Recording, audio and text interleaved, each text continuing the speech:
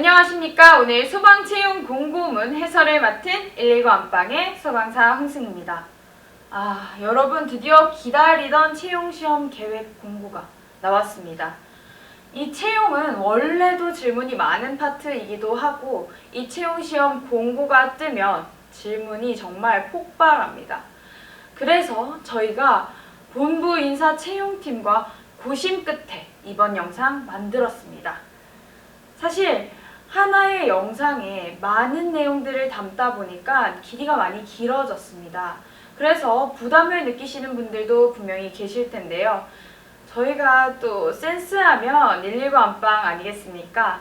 그래서 아래에 보시면 저희가 타임라인을 아주 상세하게 적어놨습니다. 그러니까 여러분은 공고문을 하나 가지고 이제 타임라인을 보시면서 필요한 부분만 콕콕 집어서 보셔도 되겠고, 가장 좋은 건 놓치는 부분 없이 처음부터 끝까지 저희와 함께 보시는 게 가장 좋겠죠. 그리고 여러분이 꼭 아셔야 하는 부분이 있습니다.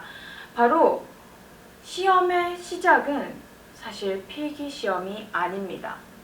바로 이 채용 공고문을 여러분이 제대로 이해하고 꼼꼼하게 읽는 것, 그게 바로 시험의 시작이라고 할 수 있죠. 하지만 혼자서 보다 보면 사실 처음엔 이해가 안 될 수도 있고 어려울 수도 있습니다. 그래서 저희가 이번 영상 정말 정성껏 준비를 했으니까요. 여러분은 그냥 믿고 따라오시면 되겠습니다. 자, 일단은 이 채용 공고문 어디에서 볼 수 있는지부터 알려드리도록 하겠습니다. 첫 번째, 여러분이 시험을 보실 소방본부의 홈페이지에서 알림 홍보마당 들어가신 후에 채용 정보 카테고리가 있죠? 거기서 확인을 하시면 되고, 두 번째, 마찬가지로 시험을 볼 지역의 시도청 사이트에 들어가셔서 시험 정보란에 보시면 확인하실 수 있습니다. 이 영상을 보시는 분들 중에 경상북도의 시험을 보시는 분들이 아니더라도 채용 인원 외에 내용들은 비슷한 부분들이 많으니까요. 여러분이 참고하셔도 되고, 하지만 이 공고문 같은 경우에는 여러분이 시험을 보실 시도 본부에 어떤 공고문이 기준이 되어야 한다는 점은 명심하셔야겠습니다. 자, 그러면 진짜 시작해 보도록 하겠습니다. 첫 번째 페이지, 선발 예정 인원 및 필기시험 과목입니다.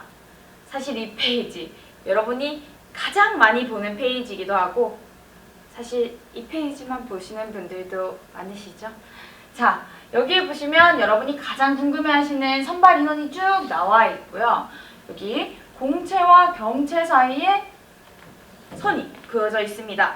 그 이유가 무엇이냐 하면 이 필기시험 과목과 시험 시간이 다르기 때문인데요. 일단 공채부터 살펴보도록 하겠습니다. 필수 3과목, 선택 2과목으로 총 5과목을 100분 안에 보시면 되고요. 이제 경채로 넘어가서 법무 분야의 경우 필기시험이 면제가 되고, 대부분의 경채 시험자들은 국어, 생활영어, 소방학개론 3가지 과목을 보시게 되는데, 여기서 생활영어의 경우에는 공채 영어와는 다른 문제가 출제된다는 점 여러분이 알고 계시면 되겠습니다. 그리고 소방 관련학과 특채의 경우 국어, 학개론, 법규 3가지 과목을 보시게 되고요. 그렇게 해서 총 3가지 과목을 60분 안에 보시면 된다라는 겁니다. 그리고 항공 분야 경력 채용에 관해서는요, 2월 중에 별도로 공고를 드릴 테니 그 공고문 참고하시면 되겠습니다. 자, 다음은요, 여러분 2022년부터 공채 시험 과목이 변경된다는 사실 알고 계신가요?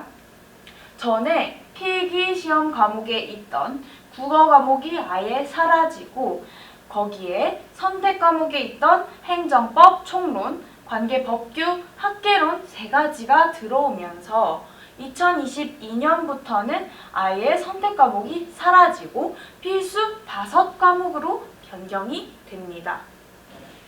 아직까지 경력 채용 분야 필기시험 과목 변경에 대해서는 별도의 어떤 공식적인 언급은 없었음을 알려드립니다. 자, 그러면 이제 2번으로 넘어가 볼게요. 응시 원서 접수 기간 및 시험 일정입니다.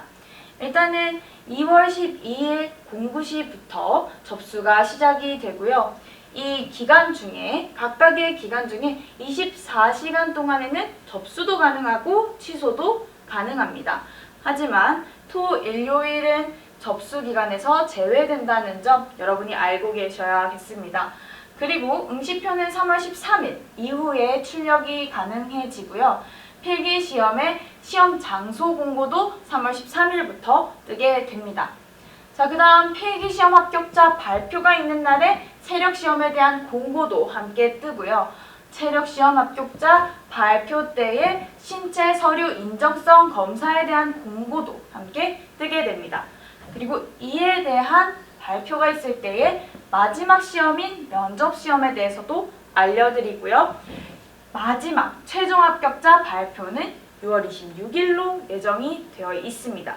여기서 포인트는 뭐냐? 여기 있는 이 날짜에 여러분은 앞에서 제가 말씀드렸던 홈페이지에 들어가셔서 다음 시험에 대한 세부적인 내용에 대해서 알고 계셔야 한다라는 거죠. 자, 그 다음 법무 분야의 경우에는 필기, 체력 시험이 없기 때문에 체력 시험이 끝난 후에 공고를 보시면 시험 안내를 받으실 수 있겠고요. 이 시험 일정이라는 건요, 굉장히 다양한 변수에 의해서 변경이 될 수 있기 때문에 여러분이 정말 합격의 의지가 있는 수험생이라면 앞서 말씀드렸듯이 시험이 치러지는 기간 내내 수시로 홈페이지에 들어가 보시면서 무언가 변경되는 내용은 없는지 계속해서 확인해 보셔야겠습니다. 사실 그동안 소방 필기시험 문제는 비공개로 진행이 되었는데요.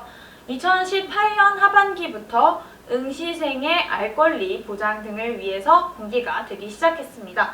그래서 이번에도 중앙소방학교 그리고 119 고시 홈페이지에 들어가시면요, 필기시험 문제지와 가답안을 확인하실 수 있습니다. 그리고 최종 답안의 경우에는 4월 2일 목요일에 119 고시 홈페이지에서 확인하실 수 있습니다.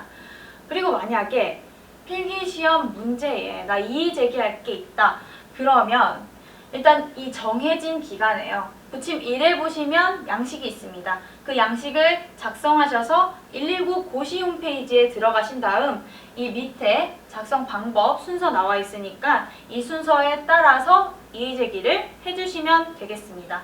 그리고 따로 필기시험 문제에 대해서 전화 문의는 받지 않고 있으니까 참고해 주시면 되겠습니다. 자, 그러면 세 번째 시험 절차 및 방법에 대해서 한번 보도록 하겠습니다. 전 단계의 시험에 합격하지 않은 사람은 다음 단계의 시험에 응시할 수 없다 라고 나와 있어요. 그런데 이런 질문을 하시는 분들이 계세요. 저는 필기시험에 합격은 했는데 이번에 체력에서 떨어졌어요. 그러면 내년에는 저 체력시험부터 볼 수 있나요? 아니요, 안 됩니다. 이건 자격증 시험이 아니에요. 그래서 만약에 중간 단계에서 떨어졌다, 그러면 다음에 시험을 볼 때에는 다시 필기부터 보셔야 됩니다. 그리고 이렇게 합, 불합이 나뉘는 어떤 기준에 대해서는요, 제가 뒤에 가면서 각 시험마다 꼼꼼하게 설명을 드리도록 하겠습니다. 일단 전체적인 순서를 한번 보면요, 필기, 체력, 신체 및 서류 전형, 그리고 마지막 면접 시험으로 진행이 됩니다. 법무 분야의 경우에는 필기와 체력 시험이 없기 때문에 신체 및 서류 전형 면접 시험으로 구성이 됩니다. 그러면 첫 번째 필기 시험부터 한번 살펴보도록 하겠습니다. 일단 매 과목당 100점 만점이고요. 과목당 20문항이니까 한 문제당 5점이 되겠죠? 그리고 여기 출제 범위는 여러분 한번 쭉 훑어보시면 되겠고요. 합격자 결정이 어떻게 되는지에 대해서 설명드리겠습니다. 보시면 매 과목 40% 이상, 전 과목 총점의 60% 이상을 득점을 해야 한다라고 나와 있어요. 그럼 이 말인즉슨 무엇이냐? 한 과목에서 40점 미만이 되면 꽈락으로 떨어진다라는 이야기예요.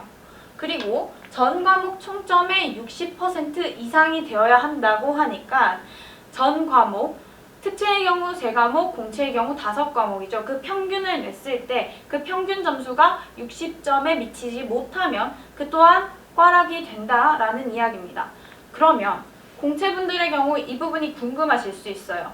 평균을 낼 때 저희는 선택 2과목을 해서 그게 나중에는 조정 점수로 반영이 되는데 조정 점수를 기준으로 한 겁니까? 아니면 원점수를 기준으로 한 겁니까? 답은 2개 중에 어느 하나라도 60점 이상이 되면 된다라는 거예요. 즉 원점수 평균이든 조정 점수가 들어간 평균이든 둘 중 하나만 60점이 넘으면 괄학을 면할 수 있다라는 이야기입니다. 그리고 선발 예정 인원이 50명 이상인 경우에는 1.5배수를 필기 합격자로 결정을 하고 선발 예정 인원이 50명 미만인 2배수 범위에서 결정을 한다고 적혀 있어요. 예를 들면 이번 9급 남자의 경우에는 60명이죠. 그러니까 50명 이상이 해당이 되기 때문에 필기시험에서 고득점자 순으로 1.5배수가 합격을 하게 된다라는 이야기고요. 그리고 9급 여자의 경우에는 30명, 50명 미만에 해당이 되기 때문에 상위 고득점자 순으로 2배수 범위 내에서 필기 합격자가 결정이 됩니다. 그리고 아까 말씀드린 조정 점수라는 것은 무엇이냐? 일단 선택 과목은 다 똑같은 과목을 선택하지 않기 때문에 어떤 난이도 차이가 발생할 수 있어요. 그렇기 때문에 그 부분을 조정해서 좀 더 점수에 공평하게 적용을 하기 위해 만들어진 점수입니다. 자, 이렇게 필기시험에 합격을 하신 분들은 체력시험에 응시를 하시게 되는데요. 체력시험은 총 6가지 종목으로 이 종목들에 대한 상세한 설명을 보시고 싶다 하면 여기 어디 링크가 떠 있죠? 여기 영상 참고하시면 되겠습니다. 한 과목당 10점 만점으로요. 총 60점 만점이 됩니다. 그래서 여기에서는 50% 이상의 득점, 그러니까 30점 이상이 되면 통과하게 되는 시험입니다. 만약에 저는 윗몸 일으키기가 0점인데 그러면 저 꽈락으로 탈락하나요? 아닙니다. 체력시험은 한 과목이 0점이더라도 총 30점 이상이 되면 합격을 하게 되는 시험입니다. 그 다음에 이제 여기에 보시면 도핑 테스트가 치러집니다. 도핑 테스트는 체력시험 당일날 함께 치러지게 되고요. 여기 보시면은 6% 이내에서 랜덤으로 실시를 하게 됩니다. 도핑 테스트는요, 소변 검사를 통해서 실시하고 여기에 당첨이 되면 소변을 다 넣을 때까지 집에 갈 수 없습니다. 자, 여기서는 이런 질문이 들어왔습니다. 제가 여드름 치료를 위해서 스테로이드제를 복용을 하고 있는데 이게 도핑 테스트에서 걸릴 수도 있을까요? 일단은요, 수험생은 지금 본인이 약물을 복용을 하고 있다면 그게 금지 약물에 해당이 되지는 않는지에 대해서 한번 꼼꼼하게 살펴보셔야겠습니다. 어떤 약물이 해당이 되는지에 대해서는 여기 부침 5번 뒤쪽에 보시면은 상세하게 적혀 있으니까요. 한번 확인을 해보시면 될 것 같고, 만약에 해당이 된다라고 한다면 치료 목적 사용 면책이라는 게 있습니다. 근데 그 기준이 굉장히 엄격합니다. 그렇기 때문에 여드름 치료와 같은 부분은 사실 복용하지 않는다고 해서 건강상 큰 문제가 발생하지는 않잖아요. 그러니까 그런 것들은 체력시험 한 1, 2주 전부터는 복용을 지양하시기를 권장드립니다. 만약에 이 도핑 테스트 결과 양성이 뜬다. 그러면 시험을 정지 또는 무효로 하거나 합격을 취소하고요. 그리고 부정행위에 해당이 되기 때문에 5년간 모든 공무원 시험의 응시 자격이 정지가 될 수 있습니다. 그러니까 반드시 여러분 주의하셔야 되겠고요. 그렇지만 나는 정말 치료 목적으로 이 금지 약물을 사용을 해야 하는 상황이다 하시는 분들께서는 여기 부침 4번, 5번 뒤쪽에 아주 자세하게 적혀 있으니까 꼼꼼히 읽어보시고 치료 목적 사용 면책 신청서와 증빙 서류를 함께 제출해 주시면 되겠습니다. 자, 체력시험에 합격을 하게 되면 이제 신체 검사를 받아야 합니다. 신체 검사는 어떻게 진행이 되느냐? 일단 지정된 기간 내에 응시표 그리고 신분증, 증명사진 2매를 가지고 지정된 종합병원에 가셔서 개인별로 방문을 하셔서 검사를 받으시면 되겠습니다. 이때 검사 비용은 개인별로 부담을 하시면 되겠습니다. 신체 검사에 응하지 않는 경우에는요, 불합격 처리가 되기 때문에 여러분 정해진 기간 내에 반드시 방문을 하셔서 검사를 받으셔야겠습니다. 그리고 신체 검사 합격 기준에 대해서는 뒤에 응시 자격 부분에 가서 조금 더 상세하게 설명을 드리도록 하겠습니다. 그리고 스스로 색각이 의심되는 분들의 경우에는요, 여기 보시면 종합병원 등에 가셔서 미리 아노말로스코프 검사를 통해서 스스로가 지원 가능한지의 여부에 대해서 확인을 하신 후 지원을 해주시면 되겠습니다. 그 다음에 이제 서류 전형은 무엇이냐? 나와 있듯이 자격, 경력 및 가산 특전에 관한 어떤 증빙 서류, 그리고 여러분이 직접 적은 자기소개서 등을 서류를 여러분이 본부에 제출을 하면 저희는 뭐 추가적인 자료가 필요한 부분에 대해서 해당 기관에 확인을 한다든지 뭐 그런 과정을 거치게 되는 것입니다. 마찬가지로 이것도 정해진 기간 내에 여러분이 제출을 하셔야 되는데요. 두 가지 방법이 있습니다. 방문해서 직접 제출을 하시거나 방문을 못한다 하시면 우편으로 발송을 해주시면 되는데 이 기간 내에 도착을 반드시 해야 된다는 점 여러분이 알고 계셔야 되겠습니다. 이것 또한 지정된 기간 내에 제출하지 않으면 응시 포기자로 간주하기 때문에 기간을 꼭 지켜주셔야겠습니다. 그리고 서류를 제출을 했는데 그 내용이 만약에 허위다, 사실과 다르다 이러한 것들이 증명이 되면 합격 취소는 물론이고 관련 법령에 따라서 불이익을 받으실 수 있으니까 주의하셔야겠습니다. 다음으로 넘어가서요. 인적성 검사에 대해서 한번 보도록 하겠습니다. 일단은 인적성 검사는 따로 준비를 하실 건 없습니다. 다만 여기에도 나와 있듯이 다음 시험인 면접 시험의 자료로 이 결과지가 활용이 됩니다. 이 부분은 참고하시면 되겠고, 그렇지만 이게 점수를 매기는 시험이 아니기 때문에 여기서 뭐 몇 문제를 못 풀었다고 해서 뭐 불이익을 당하거나 하지는 않습니다. 다만 이것도 여기에 시험에 오지 않으면 불이익은 당연히 당할 수 있겠죠. 그리고 마지막 시험인 이제 면접 시험에 대해서 한번 보도록 하겠습니다. 구체적으로 어떤 방식으로 진행이 되느냐에 대해서는 저희가 또 이렇게 미리 만들어 놨어요. 한번 들어가서 보시면 되겠고요. 이제 면접 시험을 보실 때 의심이 많은 분들이 저희를 의심하세요. 정말 블라인드 시험이 맞느냐? 이 면접 시험은요, 원칙적으로 블라인드 시험입니다. 그렇기 때문에 면접관에게 어떤 선견을 줄 수 있는 가족 관계에 대한 것이라든지 학력에 대한 부분이라든지 이런 것을 공개하지 않습니다.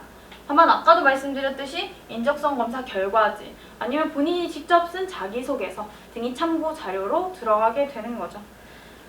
그래서 면접에서 떨어지는 경우도 있는지에 대해서 궁금해하시는 분들이 많으신데, 이게 이제 소방공무원 채용시험 시행규칙 별표 5에 있는 내용입니다. 여기 보시면은 5가지의 평정 요소가 쭉 나와 있죠. 여기 보시면은요, 면접관들의 점수를 합산하면 총 60점입니다. 여기서 30점 미만이 되면 일단 탈락하게 되고요. 또 다른 것은 면접관 과반수 이상이 한 가지 요소의 항목에 대해서 40% 미만의 점수를 주게 되면 또한 탈락을 하게 되는데요. 여기서 예를 들어보면요. 3명의 면접관이 있으면 2명 이상의 면접관이 예를 들어 이 항목에 대해서 4점 미만의 점수를 줬다. 혹은 이 항목에 대해서 8점 미만의 점수를 줬다 하면 탈락이 되는 것이죠. 자, 이렇게 모든 시험이 다 끝나게 되면 최종 합격자 결정으로 넘어오게 됩니다. 그래서 필기시험 성적 75%, 체력시험 15%, 면접시험 10%를 모두 합산해서 최종 합격자가 결정이 되게 되고요. 만약에 100명을 뽑는데 100등과 같은 성적을 가진 사람이 여러 명이다. 그러면 이때는 어떻게 합격자 결정을 하느냐 하면 이 모든 동점자를 다 합격 처리를 하게 됩니다. 자, 그리고 법무 분야의 경우에는 면접 성적 100%로 고득점자 순으로 합격자를 결정하게 됩니다. 아래 부분은 그냥 한번 읽어봐 주시면 되겠고요. 자, 지금부터 진짜 집중하셔야 됩니다. 가장 질문이 많은 응시 자격 부분입니다. 빠밤! 자, 여기 보시면요. 일단은 앞으로 나올 이 응시 자격들은 모두 최종 시험 예정일까지 유효해야 된다라고 적혀 있어요. 자, 이게 무슨 말이냐 하면 지금 응시하는 때에만 내가 이 응시 자격들을 갖추고 있어야 하는 것이 아니라 최종 시험 예정일까지 모든 응시 자격들이 유효해야 한다 이 말이거든요. 그러면 이 최종 시험 예정일은 도대체 언제냐? 최종 시험 예정일은 바로 마지막 시험인 면접 시험의 마지막 날, 올해로 치면 6월 5일이 해당하게 됩니다. 그렇기 때문에 다시 한번 말씀드리면 응시 자격은 지금 응시하는 순간부터 이 마지막 예정일까지 쭉 내가 가지고 있어야 한다라는 겁니다. 그리고 이 밑에는 이제 결격 사유들이 쭉 적혀 있는데요. 이걸 보시기에 앞서서 이 부분에서 많이 받는 질문이 그러면 신원조회는 어떻게 됩니까? 라고 물어보세요. 일단 신원조회는요. 최종 합격자 발표가 난 다음부터 시작이 되고 통상 30일 정도 걸립니다. 이 앞으로 보는 이제 모든 응시 자격에 대해서 어떤 신원 및 결격 사유에 대해서 조사를 하고요. 또 만약에 이러한 결격 사유가 발견이 되었다고 하면 소방학교를 다니고 있는 도중에 퇴교를 당할 수도 있고 또 임용이 된 후에도 합격이 취소가 될 수 있다는 점 여러분이 유의하셔야 되겠습니다. 근데 여기 결격 사유들은요, 뭐 각각의 어떤 법령별로 쭉 나와 있는데 여러분이 한번 읽어보시면 되겠습니다. 그 다음에 이제 응시 연령에 대해서 한번 볼 건데요. 예를 들어서 딱 공채만 한번 볼게요. 연령이 18세 이상 40세 이하라고 적혀 있어요. 이게 더 와닿으려면 이게 해당 생년월일을 보시면 되는데 올해의 경우에는 1979년 1월 1일생부터 2002년 12월 31일생까지가 응시 연령에 해당이 됩니다. 벌써 월드컵 베이비들이 들어오기 시작하네요. 그리고 여기에 응시 상한 연령 연장이라는 게 있어요. 이게 뭐냐? 예를 들어서 한번 설명을 해드릴게요. 저는 군대에 1년 7개월 정도 복무를 했습니다. 한다면 기존의 응시 연령 상한에서 마지막 상한에서 2세를 위로 연장을 해준다는 겁니다. 그리고 대체 복무 요원으로 2년 3개월을 복무를 했어요. 여기에 해당이 되죠? 그러면은 상한 3세를 늘려준다 이 이야기입니다. 그리고 여기에 이제 전역 예정이 6개월 이내로 남은 이 전역 예정자도 포함이 되는데 마찬가지로 적용이 되는데 이 계산을 헷갈려 하시는 분들이 많으세요. 그래서 그 부분은 뒤에 가서 아주 상세하게 설명을 드리도록 하겠습니다. 자, 이제 신체 조건에 대해서 한번 볼 건데요. 이 중에서 가장 질문이 많은 부분은 뭐니 해도 이 시력 부분입니다. 자, 시력은요. 두 눈 중에 맨눈 시력이 0.3 이상이거나 아니면 뭐 안경을 끼거나 렌즈를 낀 교정 시력이 0.8 이상이면 됩니다. 여기 보시면 이거나라고 했어요. 이건 5월이죠. 이게 해당이 되거나 혹은 이게 해당이 되거나 둘 중에 하나만 충족을 하면 된다라는 이야기입니다. 그리고 여기에 또 색각 부분이 나와 있는데요. 아까 말씀드렸던 것처럼 종합병원에 가셔서 미리 검사를 받아보신 후에 내가 가지고 있는 뭐 생맹이나 적색양기, 소방 활동에 현저한 지장은 없는지에 대해서 한 번 더 검사를 받으시면 되겠습니다. 그리고 여기에서 또 질문이 많이 들어오는 내용이 몸무게나 키 제한은 없는지에 대해서가 많이 들어와요. 현재 별도로 키나 몸무게에 대한 제한은 없습니다. 그리고 더 구체적인 신체 조건에 대해서는 아래 나와 있듯이 소방공무원 채용시험 시행규칙 제6조 별표 3에 나와 있습니다. 뒤에 저희가 첨부를 했는데요. 잘 보일지는 모르겠지만 여러분 필요하신 분은 정지하셔서 한번 보시면 되겠습니다.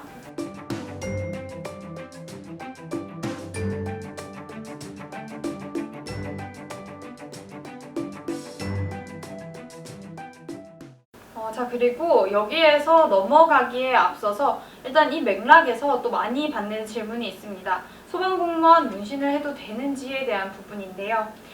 일단은 문신에 대한 사회적인 인식이 많이 바뀌고 있다고는 하지만 아직까지 국민 정서상으로도 내 외부적인 시선으로도 부정적으로 인식을 하고 계시는 분들이 많습니다. 소방은 대국민 안전 서비스를 제공을 하는 신뢰도 높은 기관입니다. 그렇기 때문에 더더욱이 국민의 눈살을 찌푸리게 만드는 일은 없어야 하고요. 또 더욱이 저희는 제복 공무원이기 때문에 제복을 입고 있는 동안에는 이 문신이 보이지 않도록 하는 것이 좋겠습니다. 그러면 이제 거주지 제한 부분에 대해서 한번 넘어가 보도록 하겠습니다. 일단은 경체 시험자들 같은 경우에는 거주지 제한이 없기 때문에 크게 신경 쓰지 않으셔도 될 것 같고요. 공채 시험자분들은 집중해서 보셔야 되겠습니다. 일단은 두 가지의 조건이 있는데 두 개 중에 한 개에 반드시 부합해야 합니다. 일단 첫 번째를 보면 2020년 1월 1일 이전부터, 그럼 언제예요? 최대 2019년 12월 31일부터는 계속해서 경상북도의 주민등록상 주소지를 가지고 면접시험 최종 예정일까지 있어야 한다는 거예요. 면접시험 최종 예정일 아까 말씀드렸죠? 올해를 기준으로는 6월 5일이라고 말씀드렸습니다. 그래서 계속해서 주소를 가지고 있는 경우 첫 번째 경우가 되겠고요. 두 번째 경우는 일단은 지금 당장은 주소지가 경상북도가 아니더라도 이전에 예를 들면 어릴 때 제가 경상북도에 1년을 살았다가 다른 데 갔다가 6개월 살았다가 다른 데 갔다가 1년 반 정도 넘게 살았다가 다른 데 갔어요. 그러면 그 기간을 모두 합산하여 3년 이상이 된다 하면 마찬가지로 또 응시 요건에 부합하게 됩니다. 보시면 모두 합산해서 3년 이상인 자라고 나와 있죠. 그래서 두 개 중에 한 가지에는 반드시 해당이 돼야 한다라는 부분이고요. 여기 보시면 또 주의해야 할 점이 현재의 행정구역을 기준으로 하게 됩니다. 그래서 예를 들면 1995년에 달성군의 경우에는 경상북도에서 대구광역시로 편입이 되게 됩니다. 그렇기 때문에 달성군에서 거주한 기간은 경상북도 거주기간에 해당이 되지 않게 되는 거죠. 자, 그리고 법무 분야를 제외한 모든 응시생들이 공통적으로 가지고 있어야 하는 면허증이 있습니다. 바로 운전면허증인데요. 여기 보시면 헷갈리시는 분들이 생각보다 많아요. 자, 일종 운전면허 중에 대형면허 또는 보통면허 소지자라고 적혀 있어요. 그렇다면 일종 대형면허만 가지고 있어도 되고 일종 보통면허만 가지고 있어도 된다라는 겁니다. 결론적으로는 일종 보통면허 이상을 소지하고 계시면 된다라는 겁니다. 또 여기에 이제 위에 기준일은 당해 필기시험일 이렇게 나와 있는데 이게 무슨 말이냐? 올해의 필기시험일 날에는 이 필수 요건인 운전면허증을 취득을 한 상태여야 한다라는 이야기인데요. 그게 하지만 실제로 보면 당일날은 여러분 필기시험을 보시러 가셔야 하잖아요. 그러니까 전날까지는 운전면허를 취득을 해야 가산점도 뒤에 가서 말씀드리겠지만 가산점을 등록할 수도 있고 아니면 운전면허 같은 경우에도 번호를 다 적으셔야 합니다. 응시를 하실 때. 그렇기 때문에 전날까지는 여러분이 운전면허를 취득을 하셔야 되겠다라는 말씀을 드립니다. 또 합격자 발표일까지 유효하여야 한다라고 적혀 있는데 이때만 면허증을 가지고 있어서 되는 게 아니라 합격자 발표일까지 계속해서 운전면허증을 가지고 있어야 하고 중간에 정지가 되거나 소멸되는 일은 없어야 된다라는 이야기를 하고 있는 겁니다.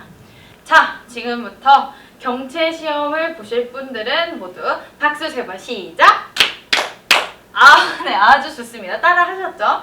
자, 이제 지금부터는 이제 집중을 해서 한번 보실 건데요. 일단은 법무 분야의 경우에는 사법시험에 합격을 하거나 변호사 시험에 합격하신 분들이 해당이 되고 구조의 경우에는 군대 특수부대 근무 경력이 2년 이상인 분들 중에 1년 이상은 하사 이상의 계급으로 근무한 경력이 있는 전역자 또는 최종 면접 시험일을 기준으로 6개월 이내 전역 예정자가 해당이 됩니다. 그럼 여기서 최종 면접 시험일을 기준으로 6개월 이내 전역 예정자라 하면 언제까지 전역을 해야 이 조건에 해당이 되느냐를 헷갈려 하실 수 있어요.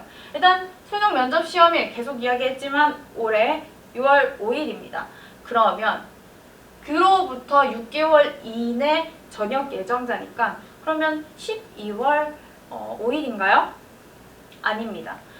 보시면 이 내예요. 그러면 딱 6개월이라고 하면 12월 5일이지만 이 내에 해당이 되기 때문에 전날인 12월 4일까지 전역하신 분들을 모두 전역 예정자로 봐주겠다라는 겁니다.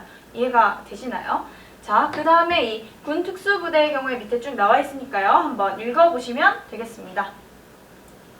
네, 그 다음으로 넘어가서 9급 분야 보도록 하겠습니다. 응급구조사 1급 또는 간호사 면허증을 취득한 후 해당 분야에서 2년 이상 응급의료 업무 또는 간호 업무 경력이 있는 자라고 적혀 있어요. 당연히 면허증을 취득한 후부터의 경력을 경력으로 치고요. 이 업무 밑에 쭉 뒤에까지 나와 있습니다. 본인이 종사한 업무가 경력에 해당이 되는지 다시 한번 확인을 하셔야 하겠습니다.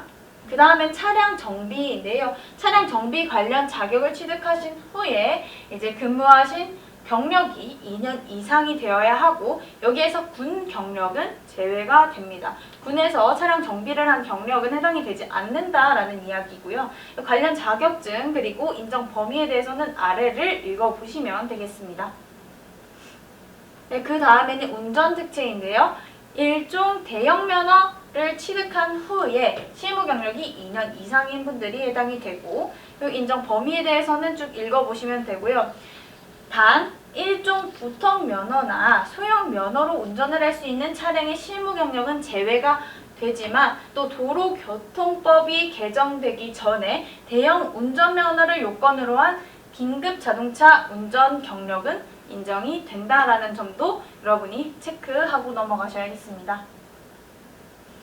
자, 그 다음 정보통신 분야입니다. 여기는 방송, 무선, 통신 분야 관련 산업기사 이상의 자격증을 취득하신 후에 해당 분야에서 2년 이상 실무 경력이 있는 분들이 해당이 되고요. 여기도 관련 자격 쭉 읽어보시면 됩니다. 건축 분야인데요. 건축 직무 분야 관련 산업기사 이상의 자격증을 취득하신 후에 2년 이상의 실무 경력이 있는 분들이 해당이 되시고요. 그 자격증과 인정 분야 범위에 대해서는 이 아래 설명과 함께 되게 붙인 6을 참고를 하시면 되겠습니다. 자, 그 다음에는 의무소방 특채인데요. 의무소방 특채의 경우 만기 전역자 또는 면접시험 최종일을 기준으로 6개월 이내에 만기 전역 예정자라고 적혀 있습니다. 아까 구조 특채를 설명할 때와 마찬가지로 면접시험 최종일 기준으로 해서 6개월 이내, 올해를 기준으로 한다면 12월 4일까지의 전역자를 전역 예정자로 본다라고 알고 계시면 되겠습니다. 여기에 밑에 보시면 만기 전역 예정자가 만기 전역 못하는 경우에는 최종 합격이 취소가 된다라고 적혀 있으니까 유의하시면 되겠습니다. 자, 그 다음은 소방 관련 학과 특채입니다. 일단 첫 번째 조건, 2년제 이상 대학 소방 관련 학과를 졸업한 사람. 그 다음은 4년제 대학의 소방 관련 학과에 재학 중이거나 재학을 했던 사람으로서 소방 관련 과목을 45학점 이상 이수한 사람이 해당이 되고 이 소방 관련 과목에 대해서는 부침 7에 보시면 자세히 적혀 있으니까요. 여러분이 확인을 해주시면 되겠습니다. 여기서 많이 질문을 주시는 게 학점은행제를 통해서 이 45학점 이상을 이수를 하면 학과 특채를 응시를 할 수 있는 자격이 되느냐에 대해서 많이 물어보십니다. 자, 일단 결론적으로 대답부터 해드릴게요. 안 됩니다. 자, 왜냐? 이 국가평생진흥원의 학점은행제의 경우에는 교육제도입니다. 그러니까 학점 인정 등에 관한 법률을 근거로 했을 때 어떠한 학점, 학력 인정 및 학위 취득을 위한 그것이 교육제도인 거지 고등교육법 제2조의 학교에서 이야기하는 그러한 재학증명서 발급이 되는 그런 학교에 해당이 되지 않기 때문에 여기에 재학 중이거나 재학했던 사람에 해당이 될 수가 없다라는 거죠. 자, 그러나 그 외에 이제 4년제 대학의 소방전공학과에서 학점은행제의 전공학점을 성적표에 포함해서 인정을 해주는 경우에는 합산되는 학점으로는 인정이 가능합니다. 그 외에 단지 국가평생진흥원의 학점은행제를 통한 45학점 이상의 이수는 의미가 없다는 것을 여러분이 알고 계셔야 되겠습니다. 자, 다음은 경력증명서 제출 시 유의사항입니다. 여기에도 질문이 엄청나게 많이 들어오기 때문에 여러분이 집중해서 보셔야 되겠습니다. 자, 일단은 공통적으로 가지고 있어야 하는 운전면허. 아까 말씀드렸듯이 필기시험일까지 보유를 하고 계셔야 되겠고요. 공채 관련, 이제 가산 관련 자격증에 대해서는 필기시험 전날까지 여러분 보유하고 계셔야 하는데 이 부분은 뒤에 가산점 부분에 가서 조금 더 자세하게 설명을 드리도록 하겠습니다. 그리고 경채의 경우에서 경력 요건의 자격 면허, 당연히 필기시험에 보유하고 있어야 되겠죠. 그리고 경력 요건의 경력기간 산정은 면접 시험 최종일을 기준으로 한다고 했는데 이게 도대체 이게 무슨 말이냐. 자, 면접 시험 최종일을 기준으로 한다고 했어요. 그러면 경력 요건 대부분이 2년 24개월입니다. 그러면 필기시험일까지는 22개월이 되어도 괜찮다라는 거예요. 왜냐? 면접 시험 최종일까지만 24개월, 즉 2년이 넘도록 채우면 됩니다. 그렇기 때문에 면접 시험의 최종일을 기준으로 하여서 이 기간을 산정한다는 거 여러분이 알고 계셔야 되겠습니다. 자, 그 다음에 아까도 말씀드렸지만 응시하고자 한다라는 것은 원서를 접수할 때 당시에만 내가 응시 요건을 갖추고 있으면 된다라는 이야기가 아니라 최종 합격자를 발표하는 그때까지 이 채용 단계 모든 과정에서 내가 그 응시 요건을 계속해서 갖추고 있어야 하며 그 중간에 어떠한 운전면허, 자격 보유 효력이 정지되거나 소멸이 될 경우에는 응시 자격이 박탈이 될 수도 있다라는 걸 여러분이 꼭꼭 명심하고 조심하고 또 조심하셔야 되겠습니다. 자, 그리고 경력이라는 것은요. 정기적인 보수를 지급을 받고 주 40시간에 준하는 상근을 했을 때를 경력이라고 인정을 하는 것이 원칙입니다. 그래서 이제 단지 어떠한 해당 경력과 관련된 어떤 기관에 소속이 되어 있으므로 경력이 해당이 되는 것이 아니라 실제 근무 경력을 경력으로 인정을 하고 원칙적으로는 육아휴직, 질병 등으로 인한 휴직 기간이나 공무상 병가 기간은 인정을 하지 않지만 이 응시 요건 기간의 10%의 범위 내에서는 그 근무 경력을 인정해 줍니다. 그런데 이 비상근이나 시간제 근무로 근무를 한 경우에도 경력으로 인정을 해주긴 합니다. 하지만 100% 인정해 주는 것이 아니라 근무 시간에 비례해서 경력으로 인정을 해주는데 기준은 주 40시간에 준하는 상근이에요. 그렇기 때문에 예를 들어서 비상근이나 시간제로 4년간 주 20시간을 근무를 했다. 그러면 2년, 반절이잖아요. 2년을 인정을 해주는 겁니다. 그 다음에 경력기간의 계산은 연, 월, 일까지 계산을 하되 여기에 의해서 계산하며 복수의 간헐적 기간은 합산하여 1년 365일, 한 달 30일을 단위로 계산한다 라고 적혀있어요. 도대체 이게 무슨 말이에요? 이거 뭐야? 이거 한자는 이거 책력 역제 잘 아시나요? 이렇게 계산한다고 하는데 그러면 쉽게 한번 말씀을 드려볼게요. 자, 1년 365일. 대부분의 경력은 2년 이상이라고 했습니다. 2년은 730일이에요. 그러면 이 복수의 간헐적 기간, 내가 일했던 기간 A병원에서 7개월 일했고요. B병원에서 내가 1년 5개월 이상을 일을 했습니다. 그 모든 경력을 일수로 계산을 해서 모든 기간을 날짜로 다 합산을 했을 때 730일 이상이면 인정을 한다는 거예요. 하지만 729일이 되면 얄짤없이 해당이 되지 않는다는 겁니다. 그런 이야기를 하고 있는 거고요.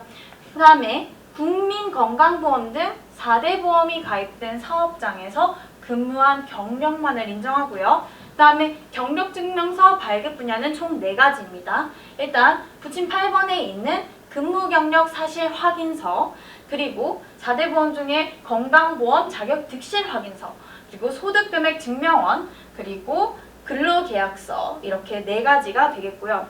대부분의 경우에는 이 부침 8번에 있는 근무경력 사실 확인서를 제출을 하시면 되는데 내가 일했던 곳의 업체가 폐업을 해가지고 관련 서류 발급이 힘든 경우에는 이 부침 9를 통해서 본인이 근무를 실제로 했다라는 것을 입증하시면 되겠습니다. 그 다음에 이제 경력증명서의 경력란에는 어떤 게 들어가면 되는지에 대해서 나와 있으니까 한번 읽어보시고요. 자, 공고문에 게재된 학과와 졸업 증명서, 그리고 학위 증명서의 학과 명칭이 일치하지 않는 경우에는요, 이 부침 10번에 있는 동일 계통 학과 증명서를 제출을 하셔야겠습니다. 그리고 모든 증명서는 당연히 발행 기관에 직인이 있어야 하고요. 외국어로 작성된 경력 증명서를 제출을 할 때에는 그와 같이 공증받은, 공적으로 인정을 받은 한글 번역본을 원본과 함께 제출을 하시면 됩니다. 시험에 관한 어떠한 제출, 증빙 서류에 거짓, 위조, 변조 등의 허위 사실이 있는 경우에는 어떻게 되겠어요? 부정행위자로 처리될 수 있기 때문에 응시자는 서류 제출 전에 이 기재된 내용들이 전부 사실인지에 대해서 스스로가 불이익을 받지 않기 위해서 꼭 확인을 하셔야겠습니다. 자, 이제 응시원서 접수로 한번 넘어가 보도록 하겠습니다. 접수는 지방자치단체 인터넷 원서 접수에 가셔서 접수를 하시면 되고 인터넷 접수만 가능합니다. 원서 접수 취소와 관련된 사항은요, 원서 접수센터 여기 있는 번호로 문의를 하시면 되겠습니다. 접수 시간은 한 번 더 여러분 체크하시고요. 그리고 응시 수수료 등의 비용도 한번 읽어보시면 되겠습니다. 그 다음에 응시원서 사진 제출이에요. 이 생각보다 있잖아요. 진짜 되게 이 사진을 왜 올렸지? 하는 약간 좀 의아한 사진들이 생각보다 많습니다. 여러분 이해가 안 되시죠? 이걸 보시는 분들은. 자, 그럴 거라고 믿고 한번 보도록 하겠습니다. 자, 응시 원서 등록용 사진 파일은 JPG 파일이어야 하고요. 최근 6개월 이내에 촬영한 사진으로 규격은 3.5에 4.5로 상반신 사진으로 응시자의 얼굴이 사진 정면으로 잘 나타나고 개인 식별이 용이한 사진으로 등록을 해야 합니다. 당연하게 모자, 선글라스 착용 안 됩니다. 그리고 신분증 스캔 사진 같은 경우에는요, 스캔을 한번 뜨게 되면 이게 생각보다 해상도가 너무 많이 떨어집니다. 그렇기 때문에 스캔 사진 안 되고요. 또 어디 놀러 가셔서 찍은 배경이 있는 그런 사진도 안 됩니다. 이왕이면 이 사진이라는 거는 어떻게 보면 이 사람의 첫 이미지고 인상이기 때문에 이거 아주 단정하게 이렇게 깔끔하게 찍어서 규격에 맞춰서 올려주셔야 되겠습니다. 그리고 이 응시 원서 등록 사진은요, 시험 당일날 본인 확인 등에 활용이 됩니다. 민망한 일 없어야 되겠죠? 사진 등록 후 본인 사진의 사진 여부, 규격을 반드시 확인을 해야 됩니다. 사진 한번 등록을 해보시고 이게 다시 한번 들어가서 규격이 맞는지, 내가 제대로 올렸는지에 대해서 한 번 더 체크를 하셔야 되겠습니다. 만약에 그게 잘 안 돼 있다 그러면 사진 식별이 불가능하거나 등록이 오류가 뜬다 하면 원서 접수센터에서 사진 교체 요청을 할 수가 있습니다. 거기에 반드시 응해 주셔야 하고요. 연락이 두절되거나 불응으로 인해서 불이익은 응시자의 책임으로 돌아오게 됩니다. 또 응시 원서에 등록한 사진은 합격 후에 동일 원판 사진을 제출을 해야 되기 때문에 보관을 하고 계셔야겠습니다. 사진 어렵지 않잖아요. 여러분 한 번 찍을 때 제대로 찍으셔서 등록을 하실 때도 한 번 더 꼼꼼히 확인을 해보시면 좋을 것 같습니다. 자, 그 다음 응시 원서 접수 시 유의사항입니다. 일단 접수 기간 중에는 기재사항을 수정할 수 있지만 접수 기간이 종료된 뒤에는 수정할 수 없습니다. 단, 가산 대상 자격증 수정은 필기시험 전날까지 가능하다. 이게 왜 이것만 가능한지, 이게 왜 가능한지 잘 들으신 분들은 아실 수 있습니다. 아시겠어요? 잘 모르시겠어요? 왜냐, 앞에서 이야기를 했듯이 이 가산 대상 자격증이 들어가는 게 운전면허증 있고요. 공채시험 치시는 분들 자격 가산점 있습니다. 그거 왜 수정이 가능하냐? 일단은 운전면허증 같은 경우에 필기시험일까지 취득하면 된다고 했지만 실질적으로는 전날까지 취득이 되어 있어야 한다고 했어요. 왜냐? 이때 등록할 때 내 면허증 번호를 넣어야 되거든요. 그리고 가산점 경우에도 다 번호가 있죠. 그런 걸 다 기입을 해야 하는데 그 가산점도 필기시험 전날까지 취득을 하면 된다고 했잖아요. 그러니까 필기시험 전날까지 열어주는 겁니다. 여기서 생각보다 엄청나게 많은 실수가 발생을 하기 때문에 거기에 대한 자세한 설명은 지금 화면으로 넘어가서 설명을 드리도록 하겠습니다. 자, 이게 바로 원서 접수 사이트 창입니다. 일단은 아래 운전면허부터 입력을 해보죠. 보통 면허 가지고 계신 분들은 여기에 체크하셔서 옆에 면허 번호 기입해 주시면 되고요. 대형 면허도 마찬가지입니다. 그리고 원서 접수 때 아직까지 취득은 못했지만 나는 필기 접수 때까지 취득 예정이다 하시는 분은 여기 취득 예정 체크해 놓으시면 됩니다. 하지만 여기서 끝나면 안 되겠죠. 이 창은 필기시험 전날까지 열려 있습니다. 그렇기 때문에 운전면허를 취득하신 후에 반드시 취득하신 면허에 이제 체크를 하신 후에 면허 번호 기입하셔서 꼭 수정해 주셔야겠습니다. 자, 군 복무기간 취업지원 대상자 체크하시면 되고, 그리고 여기에 뒤에 이 공통 적용 가산점은 밑에 보시면 간단하게 사무관리 분야 가산점을 입력하는 곳이다 라고 생각을 하시면 됩니다. 근데 여기 아래에 워드 프로세서 자격증 관련해서 이제 적어놓은 문구가 어떤 혼란을 야기할 수 있는데요. 이 원서 접수 사이트가 일반직과 함께 쓰는 사이트이다 보니까 이 문구를 못 지운 거예요. 그래서 사실 신경 안 쓰셔도 됩니다. 소방에서 사무관리 가산점에는 워드 자격증은 해당되지 않습니다. 그렇기 때문에 여기 선택지에 있는 대로 오직 컴활 1급, 2급 두 개 중에서 선택을 해주시면 되겠습니다. 자, 그리고 아래에 가산 자격증을 택하시는데 여기서 밑에 보시면 적혀 있죠. 위에서 내가 일종 대형 면허를 가졌다고 체크를 했더라도 일종 대형의 경우에는 가산점을 받을 수 있는 자격 면허 분야에 들어가죠. 그렇기 때문에 반드시 잊지 말고 여러분들이 체크를 해주셔야 합니다. 자, 여기서 체크를 안 하고 그냥 넘어가서 가산점 1점을 놓치면 누구 탓? 본인 탓이라는 겁니다. 물론 뒤에서 구체적으로 설명드리겠지만 대형보다 더 좋은 자격 면허가 있으신 분들은 타 면허증을 입력을 하시면 되겠고요.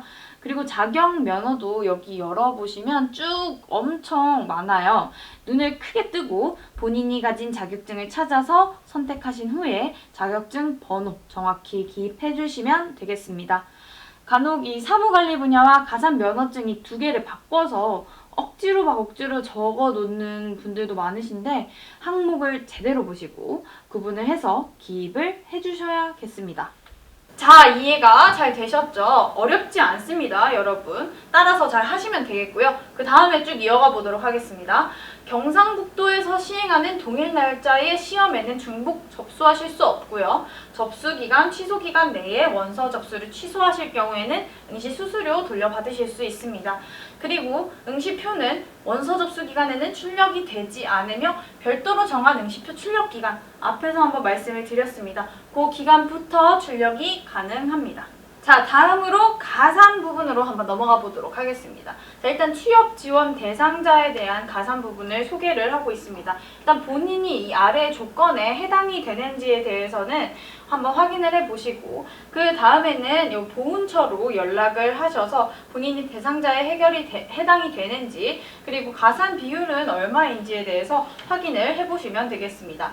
마찬가지로 의사상자의 경우에도 한번 쭉 읽어보시고 대상자 여부와 가산 비율을 여기 보건복지부 사회서비스자원과 등으로 연락을 하셔서 확인을 한번 해보시면 되겠습니다. 자, 여기서 둘 다 해당이 되시는 분들은 둘 다 플러스가 되는 것이 아니라요. 두 가지 중에서 유리한 거, 본인에게 유리한 거 하나만을 가산을 하게 됩니다.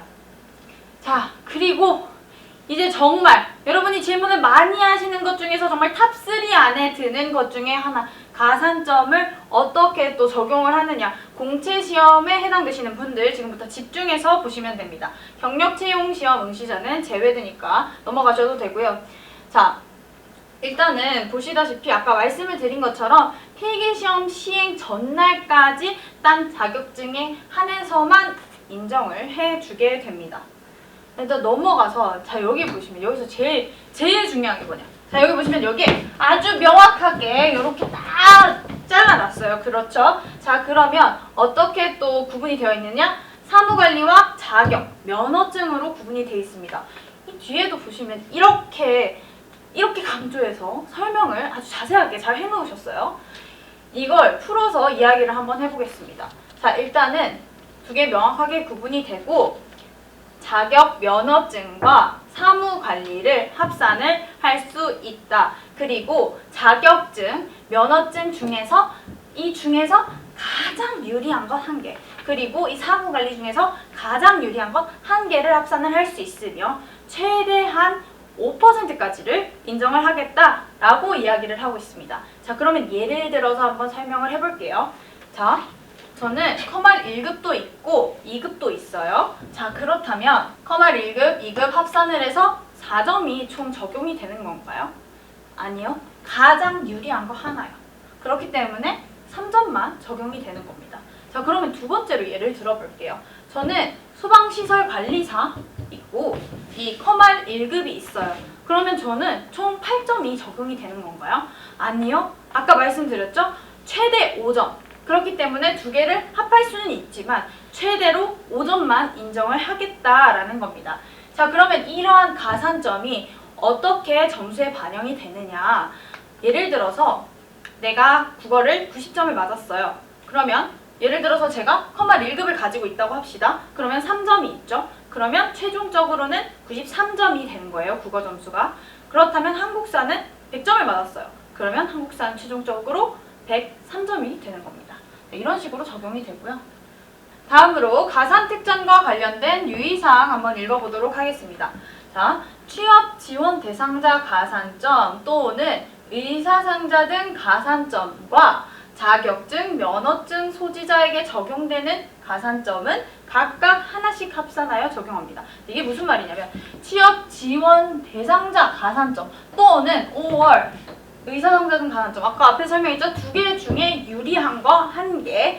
여기 그런데 과 적혀있죠? 이것과, 그러니까 플러스인 겁니다. 플러스. 그러니까 이거 중에 유리한 거 하나와 자격증 소지자에게 적용되는 가산점이 합해질 수 있다는 거예요. 그러니까 이걸 가지신 분들도 자격 면허 소지를 하고 계신다면 합산이 가능하다라는 이야기를 하고 있습니다. 그리고 가산 특전을 받고자 하는 모든 응시자는 해당 요건을 갖추어 또 강조해주고 있어요. 필기시험 전날까지 지방자치단체 인터넷 원서 접수 센터에 이 자격증을, 자격 번호 이런 것들을 다 등록을 해야 한다라고 이야기하고 있어요. 이거 지금 몇 번씩이나 강조를 하고 있습니다, 여러분. 자, 그리고 OCR 답안지에는 별도의 가산 표기란이 없으며 필기시험 시행 전날까지 입력된 취업 지원 대상자 및 자격증에 한해서 가산 특전을 제공한다. 제가 이렇게까지 흥분하는 이유 아시겠나요? 계속해서 이야기하고 있어요. 가산점은 필기시험 전날까지 취득해야 하며 그때까지 등록을 해야 한다고 계속해서 반복적으로 이야기하고 있습니다. 자, 자격증, 면허증 종류, 그리고 자격 번호, 보험번호, 의사상자 증서 번호 등을 잘못 입력하면 당연히 그 불이익, 귀책 사유는 본인, 응시자에게 돌아오게 된다는 점까지 이야기를 드리겠습니다. 자, 드디어 마지막 기타 유의사항입니다. 마지막으로 뭐 크게 설명을 드릴 건 없지만 여러분이 꼭 읽어보셔야 하는 부분이기 때문에 한번 같이 읽어보도록 하겠습니다. 자, 응시 희망자는 자격 요건 등이 적합한지를 확인하여 응시 원서를 제출하여야 한다. 응시자가 접수한 응시 원서 및 제출한 서류에 대해서는 사실 여부를 관련 기관에 조회할 수 있으며 조회 시 본인이 동의한 것으로 간주를 한다. 자, 응시자는 응시표, 신분증, 컴사. 자, 다시 한번 강조합니다.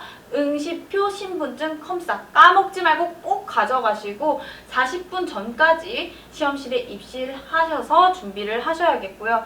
본인이 지참한 수정 테이프, 수정액 사용할 수 있습니다. 그렇지만 그로 인해서 발생하는 오류는 본인의 귀책 사유임을 미리 여러분이 알고 계셔야겠습니다. 자, 응시자는 응시표, 답안지, 공고문 등에서 정한 주의사항에 유의하여야 하며 이를 준수하지 않을 경우에는 불이익을 받을 수 있다라고 적혀 있습니다. 그래서 오늘 우리가 이렇게 꼼꼼하게 이 공고문을 살펴본 겁니다. 자, 모든 필기시험 문제는 중앙소방학교에 위탁 출제하며 시험 문제는 시험 종료 후 공개합니다. 좀 넘겼죠? 자, 자격증 등 응시 자격 및 합격 관련 증빙 서류는 체력시험 합격자 발표일에 안내하는 기간 내에 제출하여야 한다고 적혀있죠. 앞에서 말씀드렸듯이 체력시험 합격자 발표일에 그 다음 시험인 신체검사, 서류전형, 그리고 인적성 검사에 대한 부분을 안내하니까 그 이야기입니다. 자, 그리고 부정행위자 등에 대해서는 당일 시험을 정지 또는 무효로 하거나 합격 결정 취소하고 그 처분이 있은 날부터 5년 동안 모든 공무원 시험의 응시 자격이 정지될 수 있습니다. 자, 그리고 최종 합격자로 결정이 됐다 하더라도 추후에 신원 조회로 인해서 응시 자격 제한 및 임용 결격자로 확인이 되면 합격이 무효로 되거나 취소가 됩니다. 자, 이 시험 계획은 사정에 의해서 변경이 될 수 있으며 변경된 사항은 시험 실시 7일 전까지 경상북도 홈페이지 시험 정보란 그리고 경북소방본부 홈페이지 공지사항에 공고를 합니다. 원서 접수 및 취소와 관련된 사항은 지방자치단체 인터넷 원서 접수센터로 문의를 하시면 되고요. 기타 궁금한 사항은 여기 저희 영상 아래 댓글로 남겨주시거나 조금 더 사적인 것 같은 경우에는 경북소방본부 홈페이지 Q&A를 통해서 문의를 해주시면 되겠습니다. 자, 여러분 이제 시험이 얼마 남지 않았습니다. 저도 이 시험을 통해서 들어왔기 때문에 여러분이 지금 얼마나 힘든지 잘 알고 있습니다. 여기 아까 선발 인원에 반드시 여러분의 자리 있습니다. 그러니까 마지막까지 간절한 마음으로 멘탈 관리 잘 하셔서 반드시 원하시는 바 성취하시기 바랍니다. 지금까지 119 안방의 소방사 홍승이었습니다. 감사합니다.